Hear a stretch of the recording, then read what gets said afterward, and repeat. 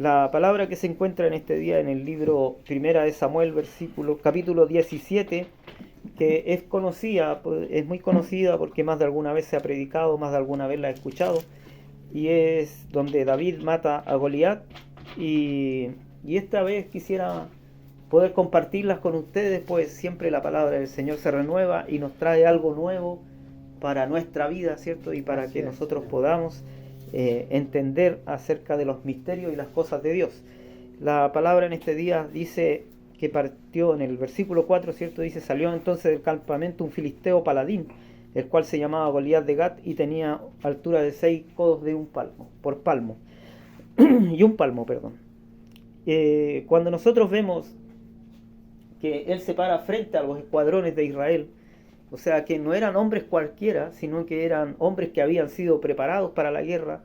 No eran hombres tampoco que se encontraron de sorpresa con eso, sino que fueron hombres que les gustaba ir a la batalla en el nombre, ¿cierto?, en el nombre de Dios y en el nombre del rey. Eran hombres que habían sido adiestrados y enseñados para ir a pelear. Pero dice que llega de repente este hombre que era muy alto y que los desafía. Se levanta frente a los dos escuadrones, ¿cierto? Al escuadrón de Israel y de sus enemigos que estaban enfrente, y les dice: ¿para qué vamos a pelear todos? ¿Por qué no mandan al mejor de ustedes que pelee conmigo? Y si él venciere, nosotros le serviremos. Pero si nosotros vencimos, ustedes nos sirven a nosotros. Entonces, en esta palabra o en este texto, ¿cierto?, que nosotros encontramos, hay un pastor anciano que dice que es aquí donde se lanza el desafío, que no era el gigante el que hablaba, sino que dice que detrás de él estaba el enemigo, desafiando, ¿cierto?, a las huestes de Israel.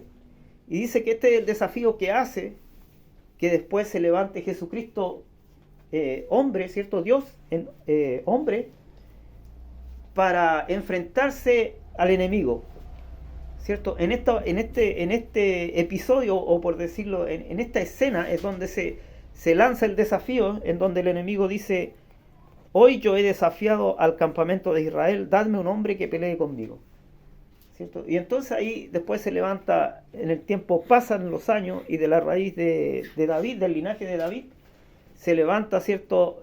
Según el hombre, según las tradiciones del hombre, ¿cierto? Hay un linaje, una descendencia, y de esta descendencia se levanta el que pelearía contra el que estaba detrás del gigante, ¿cierto?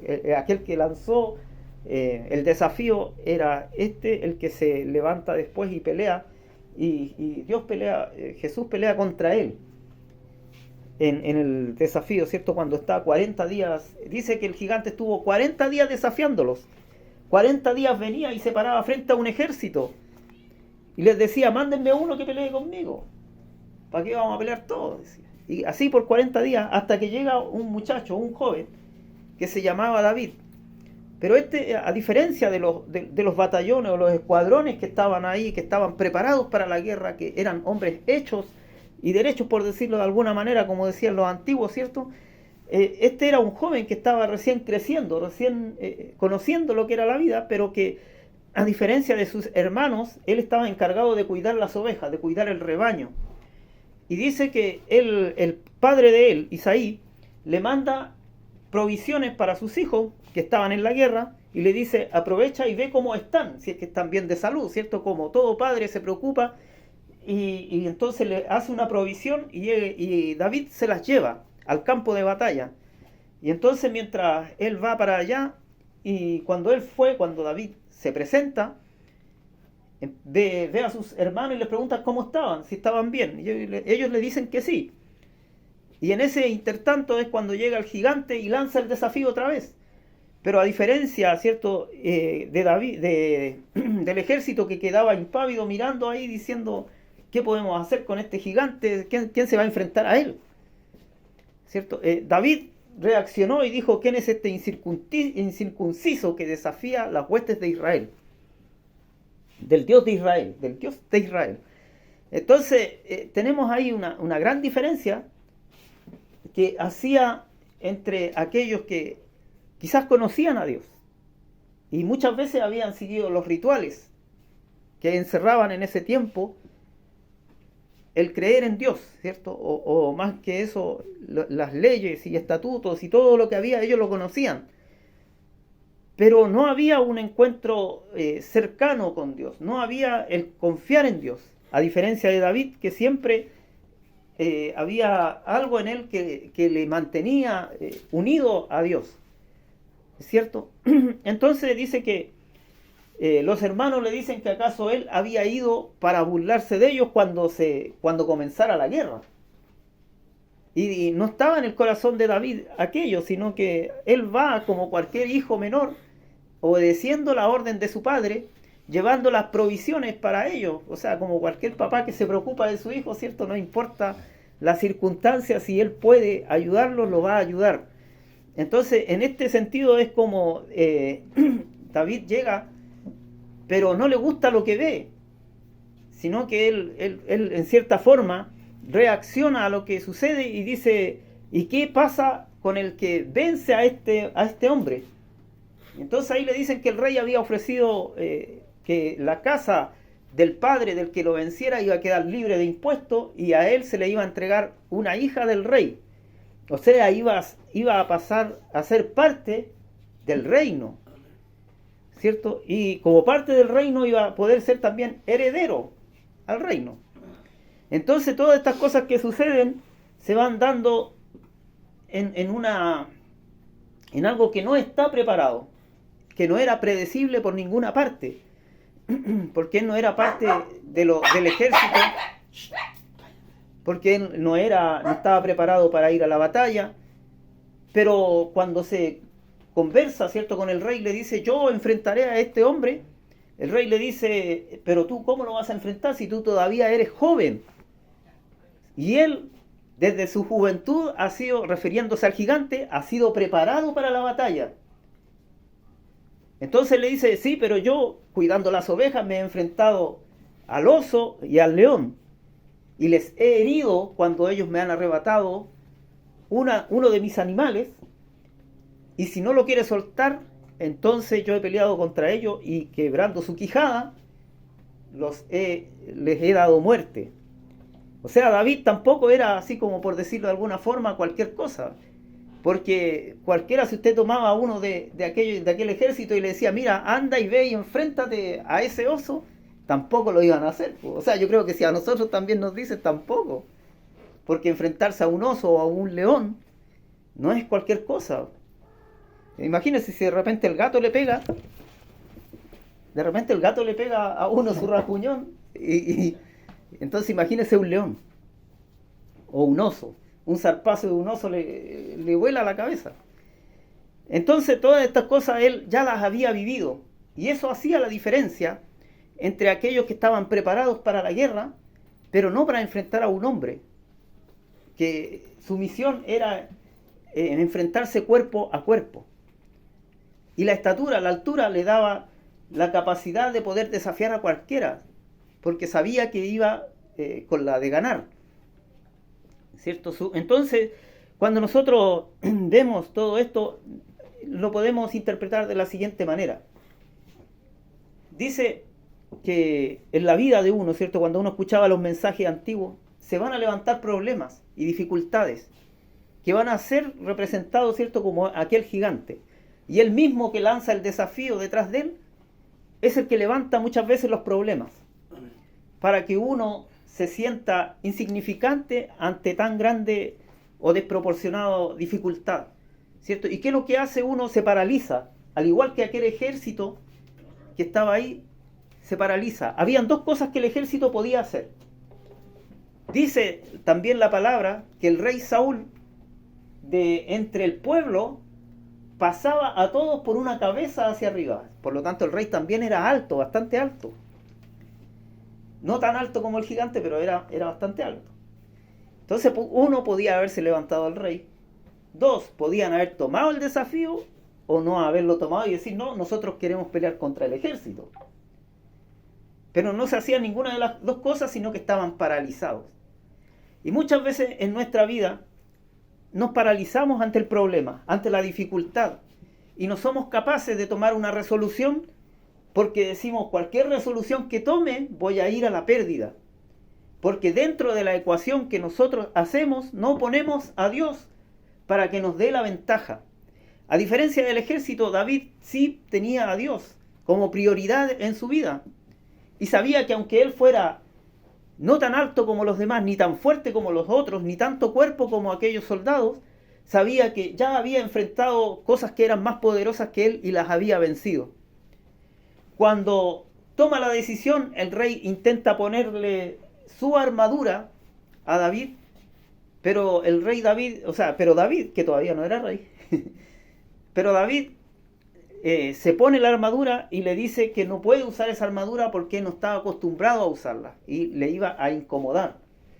Entonces dice que le quitan la armadura y él va tal cual como siempre se vestía, como cuidador de ovejas, y busca 5 piedras y las pone en su morral, por decirlo de alguna forma, y con eso va y se enfrenta al gigante. Cuando llega frente al gigante, el gigante lo trata mal, ¿cierto? Le dice algunos insultos. ¿Acaso creía perro que iba con piedra hacia él? Parafraseando lo que dice la escritura. Y David sale en contra de él con su boleadora, ¿cierto? O con una honda, dicen, pero es como similar. Y tira la piedra pega en la frente del gigante y el gigante es derribado. Cae el gigante no muerto, sino que le da la ventaja para que David pueda correr, tomar la espada del gigante y matarlo con su propia espada. Entonces, muchas veces el problema que se nos va a presentar en la vida, la solución está en el mismo problema. Entonces nosotros debemos buscar dónde está la solución observando el problema o enfrentando, ¿cierto?, el problema, para que podamos ver dónde está la solución de aquel problema. Pero si usted toma en cuenta, dice la palabra que David tomó una piedra. Y en la Biblia la piedra es nombrada varias veces se nombra la piedra. Dice en el libro de Daniel, capítulo 2, 31 al 47, dice que el rey Nabucodonosor ve una estatua gigante que que estaba conformada por una cabeza de oro y después el pecho era de plata, el vientre y los muslos eran de bronce y las piernas de hierro.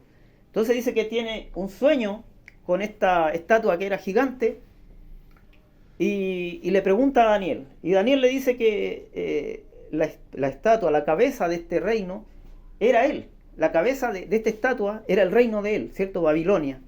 Y así va nombrando hacia abajo los distintos, a través del tiempo. Este sueño muestra lo que iba a suceder en la tierra a través del tiempo y los reinos que iban a haber en la tierra.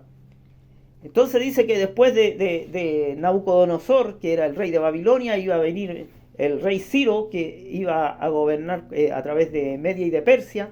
Después dice que vendría Alejandro Magno, ¿cierto?, los griegos. Y las piernas de hierro, por último, sería el imperio romano. Hasta ahí llegan los imperios grandes. Después de eso dice que están los pies, que eran de barro cocido y hierro. Una unión que al final es débil y fuerte, porque nunca se va a unir el barro con el hierro. Entonces, algunos eruditos dicen que el hierro sigue representando a Roma, que hasta el día de hoy sigue gobernando, pero no con la fuerza que tuvo en el imperio romano. O sea, nosotros podríamos ver que en Europa, ¿cierto?, hay todavía parte de lo que es la Roma antigua, ¿cierto? Y para no entrar tanto en eso, porque tampoco me manejo mucho en eso para ser honesto, pero sí tenemos que ver la figura que se crea aquí, ¿cierto? Y dice que viene una roca del cielo, dice en lo que leímos, ¿cierto?, en Daniel 31:47, pero vamos a tomar un texto, dice: una roca se desprende sin que nadie la moviera y golpeó a la estatua en sus pies de hierro y la estatua fue desmenuzada. Entonces, ¿qué es lo que...? El mismo concepto, pero ampliado, ¿cierto? No era una piedra chiquitita, sino que era una piedra grande que se desprende sin que nadie lo haga, y dice que golpea a esta estatua que representaba los reinos de la tierra y desmenuza la estatua, ¿cierto? O sea, todo lo que era conocido, todo lo que fue conocido de estos reinos, va a llegar un momento en que ya el hombre no se va a acordar más, porque va a ser eliminado todo va a cambiar. Y dice que la roca, que es Cristo Jesús, ¿cierto? Es la piedra del ángulo que los hombres desecharon. Entonces aquí ya llevamos 3 referencias acerca de la piedra o la roca, ¿cierto? Entonces cuando vemos o volvemos, ¿cierto?, a lo que era, cuando se enfrenta David al gigante, esta piedra, ¿cierto?, que pega en la cabeza de Goliat, tuvo tal impacto en él que el hombre no es capaz de levantarse. O sea, por más grande que fuese, por mucho poder que tenía y seguridad en sí mismo, nada puede hacer en contra de lo que Dios ya ha establecido. Entonces la diferencia muchas veces está en la confianza que nosotros tenemos en Dios al levantarnos. Porque muchas veces decaímos, ¿cierto? Por lo que le digo. O sea, muchas veces se levanta el problema y nosotros estamos igual que los escuadrones de Israel, esperando que la solución venga sin que nosotros hagamos nada, sin que nosotros demos el paso, sin que nosotros nos prestemos en oración para pedirle al Señor la dirección para hallar la solución a lo que nos aqueja, ¿cierto? Entonces, cuando nosotros volvemos, ¿cierto?, a esta escritura, cuando nosotros analizamos, ¿cierto?, que los antiguos decían que muchas veces el problema que se presentaba en nuestra vida nos hacía incluso salir, ¿cierto?, de la voluntad de Dios, porque nos atemorizaba y llegaba al punto en que nosotros preferíamos estar fuera de la iglesia porque decíamos, por último, así el enemigo no me molesta. Decían, entonces es una lógica que es media ilógica, pero sucede. O sea, hay gente que dice, por último, cuando no estaba dentro de la iglesia no me pasaban estas cosas. A lo mejor pasaba por cosas mayores, pero sin la capacidad de discernir lo que estaba viviendo en su vida. Porque el que vive la vida, dice, después de esta vida no hay otra. Y dice, y si me dan limones, hago limonada, ¿cierto? Pero el cristiano se acostumbra a vivir de tal forma porque Dios lo va rodeando y lo va protegiendo y lo va cuidando y su vida va cambiando. Pero no es un cambio de la noche a la mañana, sino que es un cambio paulatino. Si hoy en día usted pudiera recordar cómo era su vida a los 18 años, ¿cierto? El que tiene ya más de 40, podría ver que a lo mejor lo pasaba bien, pero después al despertar en la mañana se sentía mal, le dolía quizás la cabeza, quizás estaba sin dinero y preocupado de qué voy a hacer el resto de la semana, ¿cierto? Pero lo pasé bien.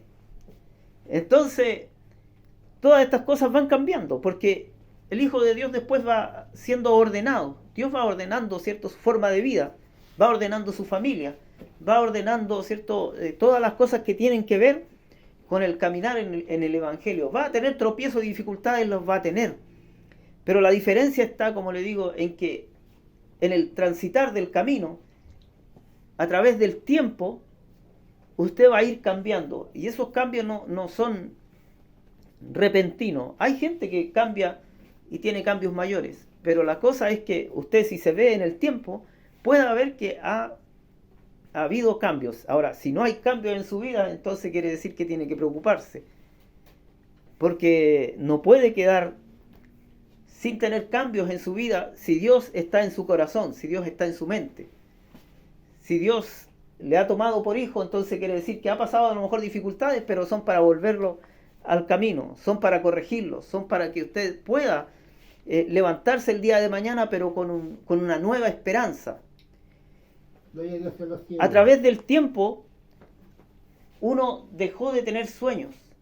A través del tiempo, uno ha ido dejando de tener esperanza, porque el mundo le dice que uno tiene que ser realista. Pero si este joven, David, hubiese sido realista, entonces él no hubiese podido enfrentar al gigante, porque había muchas cosas que lo limitaban. Su juventud, su estatura, su posición en la sociedad, no era guerrero, sino que era un cuidador, pastor de ovejas. De hecho, los hermanos le dicen, ¿tú qué haces aquí? Anda a cuidar las pocas ovejas que nos quedan. Pero él, ¿qué dijo? Él no, pues él quería enfrentar al gigante. Él quería enfrentar lo que ellos no podían o no querían enfrentar. Entonces muchas veces decimos, ¿por qué nos pasan a nosotros estas cosas? Y quizás David más de alguna vez se preguntó mientras peleaba contra el oso o mientras ahuyentaba a un oso o a un león, ¿por qué a mí me mandan a cuidar los leones? O sea, perdón, ¿por qué me mandan a mí a cuidar las ovejas? Si hay hermanos que son más robustos que yo y más grandes y podrían hacer un mejor trabajo. Pero Dios en el camino lo estaba preparando para ese día en que él iba a enfrentar a este gigante y no tuviera temor de hacerlo, sino que pudiera confiar fielmente en que Dios iba a hacer con él, en que Dios le iba a dar la fuerza, en que Dios le iba a dar la capacidad y la resolución para poder terminar con ese problema que los aquejó por 40 días. Y que el rey por último no fue capaz de decir, ¿habrá alguien fuera de este ejército que sea capaz de enfrentar a este gigante? ¿Cierto? A veces dejamos el problema en las manos de la autoridad. Y a veces Dios no pone la solución en la autoridad, sino que está la solución dentro del conjunto. Y debemos trabajar como iglesia. Entonces que el Señor le bendiga en esta tarde. Amén. Y podamos nosotros entender que cuando nosotros nos ponemos en las manos de Dios, Dios puede hacer grandes cosas con nosotros. Amén, gloria a Dios. Dios puede transformar, Dios puede cambiar la realidad. Entonces, como le decía hace un rato, la sociedad y la gente en sí nos dice que dejemos de soñar. Porque el que se atreve a soñar puede hacer cambios. Amén. El que se atreve a tener fe puede transformar su entorno. Pero el que tiene una fe genuina, el que tiene sueño y dice, yo voy a trabajar para realizar ese sueño. Si no fuera así, ¿por qué en las poblaciones, en este tiempo, hay doctores, hay enfermeras tituladas, hay ingenieros? Porque han sido jóvenes que tuvieron sueño y se abrió una oportunidad y la tomaron. Amén. No se quedaron esperando a ver si otro la iba a tomar, sino que ellos fueron, se adelantaron y tomaron esa oportunidad. Y eso que era un sueño en un tiempo, después ya no fue sueño, sino que es realidad. Y entonces el que es pesimista dice, sí, pero es que el Estado te dio la facilidad. Sí, pero es que, pero ¿y por qué tú no te atreviste? No, es que yo no tenía tanta inteligencia. Pero ¿cómo comprueba la inteligencia? Cuando la pongo en práctica. ¿Cierto? Es lo mismo, David, ¿cómo podía comprobar que iba a vencer al gigante? Peleando contra el gigante. Amén. Creyendo que Dios le iba a dar la victoria sobre él. ¿Cómo vencimos el problema? Creyendo que Dios nos va a dar la victoria sobre el problema. Gloria a Dios por los cielos. Y entonces, esta piedra, ¿cierto?, que derriba al gigante, esta piedra que acaba con el problema, esta piedra que es lanzada, ¿cierto?, pero necesitaba a alguien que la lanzara, y este que la lanzó, David, ¿cierto?, que lanza esta piedra, estaba preparado aún para cosas mayores. Iba a ser el rey, iba a ser el que iba a gobernar y el que iba a mandar a esos escuadrones después. Y después la canción decía, Saúl mató a sus 1000 y David a sus 10.000. Imagínense, así cantaba el pueblo después, cuando pasa el tiempo y David pasa un poco de tiempo y David sale a la batalla a pelear, no como rey, sino ahora sí como guerrero. Pero dice que la gente le cantaba, Saúl mató a sus 1000, porque era un buen guerrero también Saúl. Pero decía, pero David mató a sus 10.000. ¿Cierto? Entonces, si nosotros queremos que un día nos reconozcan como un buen cristiano, como un cristiano que peleó su buena batalla, ¿cierto? Pablo no peleó, nunca sacó su espada. Pero ¿quién puede decir que Pablo no peleó su batalla? ¿Quién podría decir que Pablo no ganó su batalla? ¿Quién podría decir que Pablo le fue fácil pelear su batalla? Podríamos decir todo lo contrario, que si hubo alguien de quien se relata con mayor detalle todas sus luchas que vivió, es del apóstol Pablo. Y eso lo hace para que nosotros podamos entender que en el camino del Evangelio muchas veces se van a levantar dificultades, que no es un camino fácil, que no es algo que sea cómodo de llevar, sino que siempre hay que estar confiando en que Dios nos va a dar la victoria. Amén. A través de Jesucristo, ¿cierto? Vienen las promesas a nuestra vida. Amén. Porque Gloria todo a Dios. esto comienza en un pueblo pequeño llamado Israel. No en un pueblo pequeño llamado Chile, sino que en un pueblo pequeño llamado Israel. Y de ahí nacen las promesas. Viene un Mesías prometido, el cual dice que les daría salvación y vida eterna a un pueblo. Y este pueblo no es capaz de reconocerlo. Pero para beneficio de nuestra vida, aquellas promesas que habían para ellos se extienden ahora a todo el mundo, a todo aquel que quiera recibirla. O sea, ese desafío que nace en una batalla que estaba perdida, ese desafío, ¿cierto? Que le dice, manda a un hombre que pelee conmigo, viene Jesús siendo como hombre, ¿cierto? Y se enfrenta y gana esa batalla. Entonces ahora tenemos la capacidad de escoger. ¿Queremos o no queremos ser salvos? Pero está en ustedes, está en mí el poder escogerlo. Y como le dije, van a haber peleas, van a haber batallas en nuestra vida. Se va a levantar, ¿cierto?, la dificultad. Pero usted no se quede viendo la dificultad, sino que usted luche, esfuércese para ganar la batalla. Y no voy a ganar la batalla si no es apartándome para el Señor. A veces la dificultad está en tomar la decisión que es correcta. Pero no es la decisión que yo quisiera. A veces tenemos que ceder algo de lo que nos gusta hacer para poder tomar bien el camino del Señor. Y a veces vamos a pasar tristeza. Y a veces vamos a pasar problemas. Que va a doler el corazón.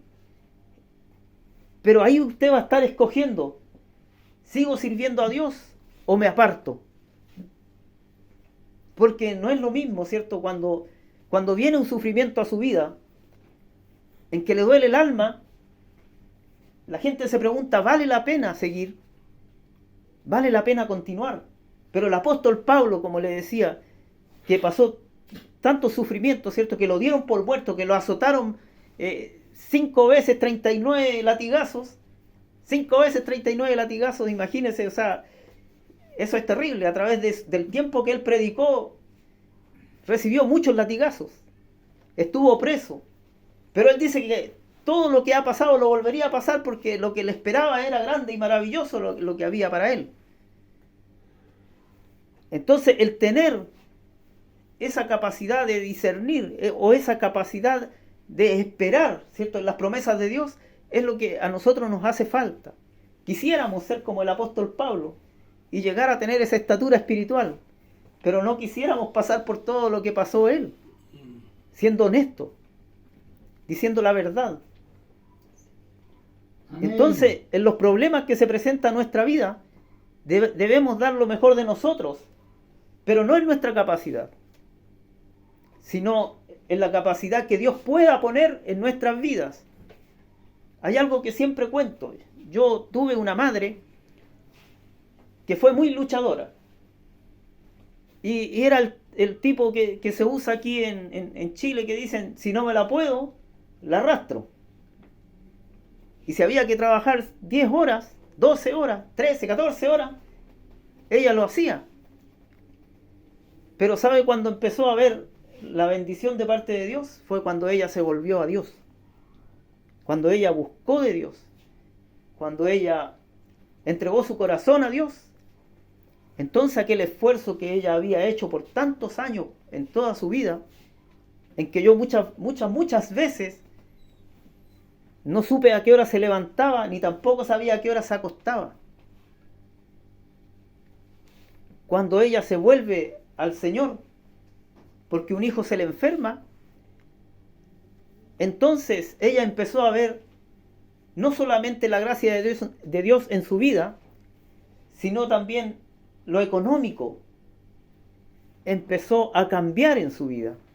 Y pudo comprar cosas que antes a lo mejor por mucho esfuerzo que ella hacía no podía comprarlas, no podía acceder.